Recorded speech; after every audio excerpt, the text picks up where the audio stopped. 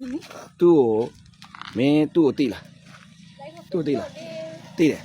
တဲ့ဘလူရင်ပြတ်တယ်လားသမီးလေးဘလူရင်ပြတ်တယ်လားသူရင်ပြတ်တယ်လားမင်းရင်ပြတ်တယ်လားသူရင်ပြတ်တာတဲ့ကအမင်းသူ့ကိုချစ်ခဲ့တယ်ပေါ့ဟမ်အသက်ဘယ်နဲ့လဲမင်းသက်10နှစ်မင်းတက်ကောင်အော်သူကကြီးတော့ရေအဲ့ဒါဆိုတော့အခုဒါမင်းကသူ့ကိုလုံးဝဖြတ်ပလိုက်ပြီသမီးကဖြတ်တာလားဟမ်ဖြတ်ပြီဗျဘ누구ဖြတ်တာလဲဟုတ်လားအဲ့ဆိုတော့ तू ကဘယ်လိုပြောလဲအဖြေပေးတာဘယ်လိုပေးလဲမင်းဘယ်လိုမင်းအဖြေဘယ်လိုရပါလဲပြော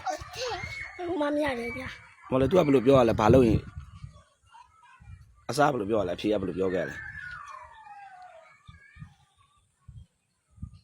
तू ကဘာလို့ရင်အဖြေပေးမလို့ပြောရလဲ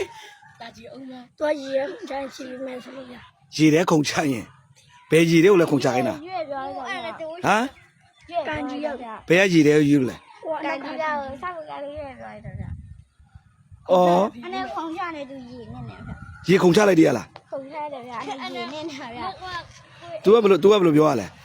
ခုနပြောတာရေခုံချရင်ဘယ်ကန်ကိုခုံချခိုင်းတာလဲကန်ကြီးတော့ဗျဒီအနောက်ကကန်ကြီးခုံချခိုင်းတာလားဟာမင်းအဲ့ဒါအရာလွန်သွားပြီလေရက်ဆက်သွားပြီလေတမီးလေးရေကန်နဲ့ခုံချခိုင်းလိုက်တာရေကန်အကြီးကြီးဘူးလားဟာမခုံချရဘူးအဲ့ဒါနစ်တယ်သူ့ကယ်လိုက်တာလားဟာမင်းအချစ်တွဲနေဆိုမင်းတက်တိတော်ကောင်းတဲ့ကောင်မင်းငါရိုက်မယ်နော်တားလေးမခုံချရဘူးဟမ် तू ကဘယ်လိုပြောရလဲ तू ကဘယ်လိုပြောရလဲရေခုံချရင်ဖြစ်ပြီးမှဆိုလို့ဗျရေထဲခုံချဖြစ်ပြီးဆိုခုံချပလိုက်တာဟာတမီးလေးအဲ့လိုမလုပ်ရအောင်တော့ဒီဘက်လည်းသား